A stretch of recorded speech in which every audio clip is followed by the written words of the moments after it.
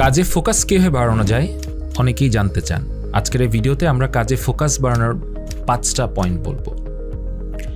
প্রথম কাজ, আমি যখনই একটা কাজ করতে যাই আমি মাল্টিটাস্ক করব না, আমি একসাথে 2টা কাজ করব না।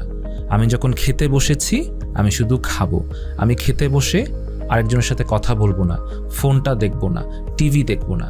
এমন কিন্তু নয় যে টিভি দেখা কোনো অন্যায় বা কারোর সাথে কথা বললে বিশাল কোনো ক্ষতি হয়ে যাবে, কিন্তু এটা একটা চর্চা, এটা একটা অভ্যাস যে আমার ব্রেনকে আমি একসাথে 2টা কাজে ইনভলভ করব না।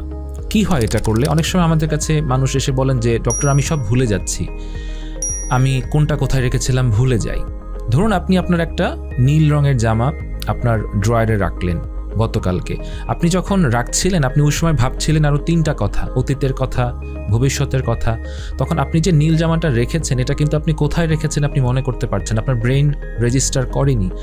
সো 2 দিন পর আপনি যখন জামাটা খুঁজতে যাবেন আপনি কিন্তু মনে করছেন যে আমি ভুলে গিয়েছি, আমার ডিমেনশিয়া হয়েছে, আমার রোগ হয়েছে। আসলে কিছুই নয়, আপনি ওই মুহূর্তে প্রেজেন্ট ছিলেন না, আপনি একসাথে 2-3টা জিনিস নিয়ে ভেবেছেন বা একসাথে 2-3টা জিনিস করেছেন। সো এটার সায়েন্সটা হচ্ছে মাল্টিটাস্কিং অ্যাভয়েড করা, যে আমি যখন যে কাজটা করব সেটা একাগ্রচিত্তে করব, যাতে করে আমার ব্রেনের রেজিস্ট্রেশনটা ঠিক মতো হয়, যাতে করে আমি যখন পরে জিনিসটা মনে করতে যাই